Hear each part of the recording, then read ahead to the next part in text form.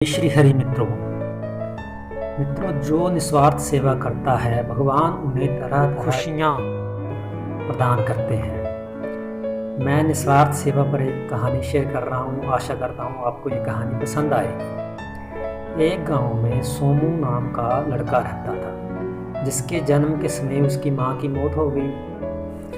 उसके पिताजी ने उसे और उसके दो बड़े भाइयों को पाला पोसा बड़ा किया।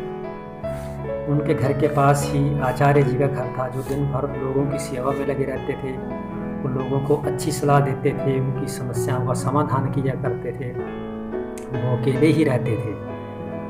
सोमू के पिता तो सुबह सवेरे ही आजीविका के लिए निकल जाते थे। सोमू प्रायः उनके साथ ही रहा करता था। आचार्य जी की संगत में रहकर सोमू बड़ा होने लगा और अच्छी अच्छी बातें सीखता और लोगों की सेवा करता, अपने पिताजी की सेवा करता। जब सोमू 15 वर्ष का हुआ, उसके पिताजी का देहांत हो गया। पिताजी की मौत से सोमू स्तब्ध सा रह गया और कुछ दिनों बाद वह बीमार हो गया। ज्वर से वह बेहोश हो गया और जब होश आया तो देखा कि उसके भाई और भाभी अपने अपने काम पर लगे हुए हैं। उसे किसी ने नहीं पूछा। वह उठा और धीरे धीरे आचार्य जी के घर चला गया। वहां पहुंचते ही वह पुनः मूर्छित हो गया। आचार्य जी वैद्य को ले आए। जब सोमू को होश आया तो उसे पता चला कि उसे 4 दिन बाद होश आया है और इन 4 दिनों में उसके भाई या भाभी उसके बारे में पूछने नहीं आए। जब वह उदास हो गया, वो आचार्य जी से पूछने लगा कि अब वो क्या करे। आचार्य जी समझ गए, बस ये समय है सोमू के भविष्य को सही दिशा देने का। आचार्य जी ने जो स्वयं सारी उम्र किया, उसी कार्य की प्रेरणा सोमू को देने लगे। कहने लगे, बेटा तुम निस्वार्थ सेवा में जुट जाओ। सोमू बोला, बाबा मैं किसकी सेवा करूं? बाबूजी तो रहे नहीं, मेरे भाई भाभीयों को मेरी जरूरत नहीं है। आचार्य जी बोले, जिस तरह तुम्हारे बापू सिर्फ अपने परिवार की सेवा में लगे रहे, उसी तरह हमारे राजा सारी प्रजा की अपने बच्चों की तरह सेवा में लगे रहते हैं। कोशिश करो तुम उनकी सेवा में लग जाओ। सोमू बोला, बाबा मैं राजा तक कैसे पहुंचूं? क्या दरबारी और सैनिक मुझे राजा से मिलने देंगे? आचार्य जी बोले, हमारे राजा तो साक्षात भगवान स्वरूप हैं, प्रजा वत्सल हैं। वैसे ही गुण उनके दरबारियों और सैनिकों के भी होंगे। उनमें से किसी की सेवा करोगे, वह भगवान की सेवा होगी। नर सेवा नारायण सेवा। मित्रों, ये बात सोमू के दिल में घर कर गई कि नर सेवा नारायण सेवा। दूसरे दिन प्रातः ही आचार्य जी से आशीर्वाद लेकर राजधानी की तरफ चल पड़ा। राजधानी में उसके चाचा का लड़का रामू रहता था। उसके पास पहुंचा। सोमू को इस तरह अचानक आया देख वो आश्चर्यचकित रह गया और खुशी से सोमू की तरफ देखने लगा। सोमू सीधा रामू के पैरों से लिपट गया और बोला, भैया तुम धन्य हो। रामू पीछे हटते हुए, अरे सोमू ये तुम क्या कर रहे हो?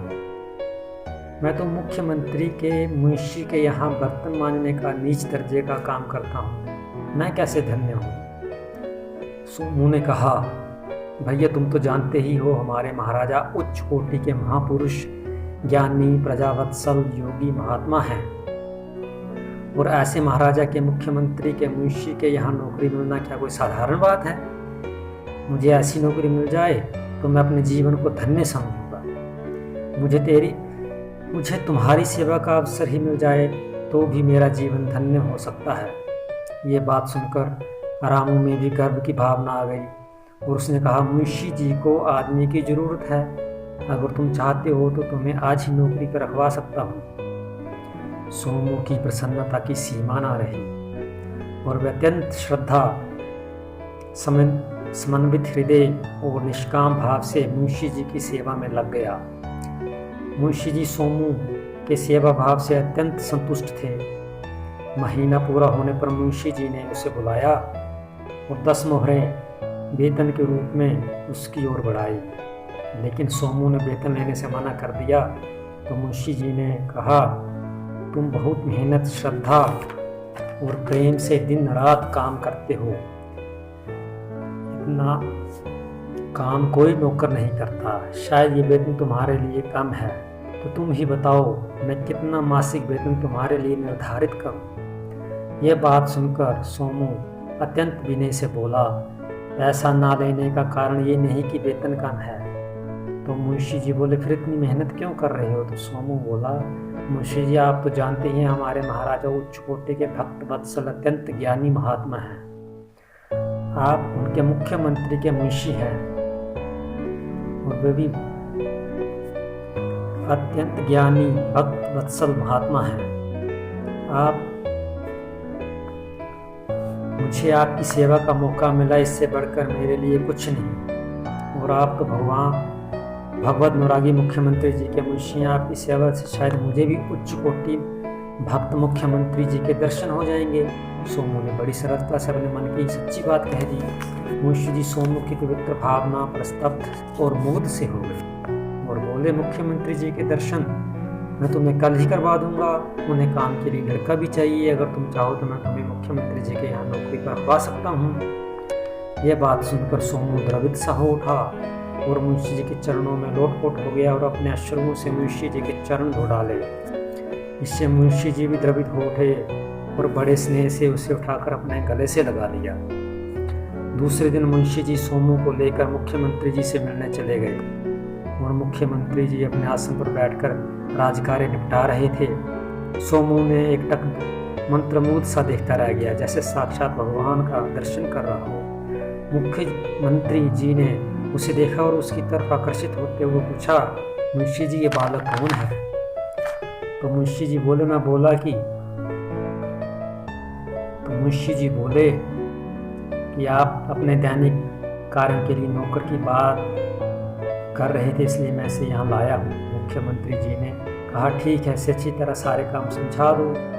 अब सोमू की खुशी का ठिकाना न रहा और बड़ी सफाई और फुर्ती से पूरे उत्साह से मुख्यमंत्री जी की सेवा में जुट गया और बहुत अतृप्त नेत्रों से और प्रेम भरी दृष्टि से उनको देखता रहता। मुख्यमंत्री जी भी उसकी ओर आकर्षित हो गए और बीच बीच में उसको देखते रहते।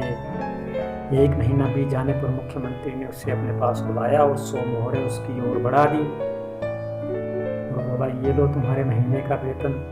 तो सोमू ने वेतन लेने से इनकार कर दिया। मुख्यमंत्री जी आश्चर्यचकित रह गए। उन्होंने कहा कि क्या ये वेतन कम है? ये सुनकर सोमू होते हुए बोला, ऐसा कहकर आप मुझे लज्जित ना करें, क्योंकि आप एक महान पुरुष के सेवक हैं। मेरे लिए तो आपके दर्शन भी दुर्लभ थे, लेकिन आपने तो मुझे अपनी सेवा का मौका देकर अपना ऋणी बना लिया। आपकी सेवा करते करते आपकी कृपा से कभी मुझे महाराज जी के दर्शन हो जाएंगे तो मेरा जीवन धन्य हो जाएगा। मुख्यमंत्री जी बोले, महाराज के दर्शन ये कौन सी बड़ी बात है? मैं कल ही करवा दूंगा, लेकिन कुछ पैसे घर पर भिजवा दो। सोमू ने कहा, घर वालों का गुजारा हो जाता है, मुझे पैसा नहीं चाहिए। और खुशी खुशी मुझे अपने काम में व्यस्त हो गया।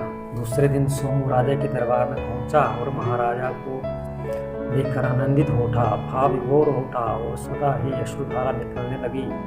आनंद के सागर में निमग्न सोमू की पर जब राजा की नजर पड़ी तो वह भी भाव विभोर हो उठे और पूछा कि ये बालक कौन है? तो मुख्यमंत्री जी ने सारी बात बताई। तो राजा ने बड़े आश्चर्य से सोमू से पूछा कि तुम बिना कुछ लिए इतना काम इतने प्रेम और उत्साह से क्यों करते हो? तो सोमू बोला, बिना कुछ लिए ही कैसे महाराज, इन्हीं की कृपा से मैं आपके दर्शन कर सका। आज तो मेरा जन्म सार्थक हो गया, मैं आज धन्य हो गया। और राजा के चरणों में गिरकर अपनी अश्रुधारा से उनके चरणों को धोने लगा। महाराज उसकी बातों से प्रभावित हो गए और बोले कि अगर तुम चाहो तो तुम मेरे साथ रह सकते हो। सोमू चरणों में पड़ा पड़ा ही बोलने लगा, इससे बड़ा सौभाग्य मेरे लिए क्या हो सकता है? फिर राजा बोले, लेकिन वेतन के तौर पर तुम्हें कुछ ना कुछ तो लेना ही पड़ेगा। सोमू बोला, आप इस दास पर संतुष्ट हैं, मेरे लिए यही सब कुछ है। तो राजा बोले, नहीं, मेरे संतोष के लिए तुम्हें कुछ ना कुछ लेना ही पड़ेगा। तो सोमू बोला, महाराज क्या आप वह देंगे जो मैं आपसे मांगूंगा? अवश्य, महाराज ने कहा। तो सोमू बोला, मैं सदा सर्वदा आपके साथ रहूं, आप मुझे कभी भी अपने से अलग ना करें, बस मैं यही चाहता हूँ। राजा सोमू की बातें सुनकर आनंद विभोर हो गए और कहा, ऐसा ही होगा।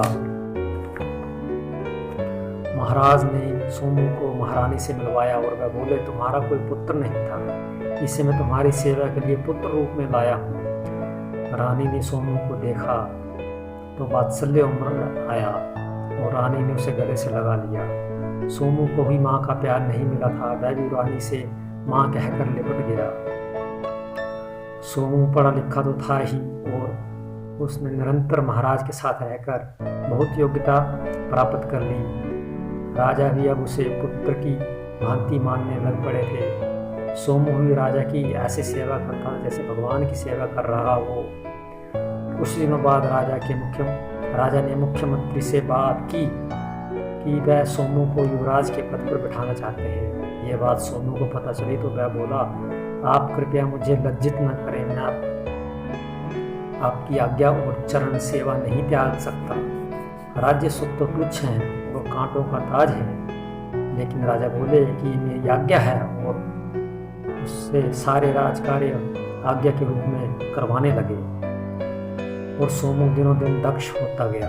एक दिन भरे दरबार में राजा ने सोमू को राजा बनाने की घोषणा कर दी। दरबार में सोमू के आचार्य, परिवारगण, चचेरे भाई रामो, ऋषि सभी को बुलाया गया था। ये बात सुनकर सोमू सकपका गया और बोला, महाराज, मैंने बिना किसी लाभ की इच्छा से आपकी सेवा की है। आपकी सेवा को मैं नारायण की सेवा मानता हूँ, मुझे अपनी सेवा से वंचित ना करें। और मैं दौड़कर मुख्यमंत्री के पास गया और बोला कि आपकी कृपा से ही मुझे महाराज की सेवा का मौका मिला है, कृपया आप ही इस पद को स्वीकार करें। मुख्यमंत्री जी बोले, नहीं, यह महाराज का निर्णय है और आप उसके प्रतिनिधि हैं, आपको सिंहासन पर बैठना ही पड़ेगा। सोमू दौड़कर मुंशी के पास गया, अपने चचेरी भाई के पास गया और उन्हें खींचने लगा कि आप लोगों की कृपा से ही मुझे महाराज की सेवा का मौका मिला है, आप इस पद को ग्रहण करें। वे दोनों भयभीत होकर राज दरबार से चले गए। फिर सोमू अपने आचार्य जी के चरणों में गिरकर रोने लगा। उन्होंने उसे उठाया और बोले, बेटा, तुम्हारी कार्य प्रणाली से सभी बहुत खुश हैं। महाराज तुम्हें अपनी सेवा से विमुख नहीं कर रहे हैं, बल्कि अपनी सेवा के साथ साथ समस्त प्रजा की सेवा का मौका दे रहे हैं। यहाँ पर तुम्हारा महाराज की आज्ञा का पालन करना उनकी सेवा के समान है और प्रजा की सेवा करके तुम महाराज के बोझ को हल्का करोगे और वह स्वयं पग पग पर तुम्हारा मार्गदर्शन करेंगे। सोमू ने महाराज की तरफ देखा तो उन्होंने चुप रहकर और सिर हिलाकर अपनी स्वीकृति प्रदान की। सोमू भी महाराज के आगे नतमस्तक होकर पद को स्वीकार कर लेता है और महाराज ने आचार्य जी को भी राज सलाहकार नियुक्त कर लिया। इस कहानी से हमें यह शिक्षा मिलती है कि निष्काम प्रेम भाव से भगवान का निरंतर स्मरण करते हुए अहंकार, ममता और स्वार्थ को त्याग कर सेवा करते रहना चाहिए।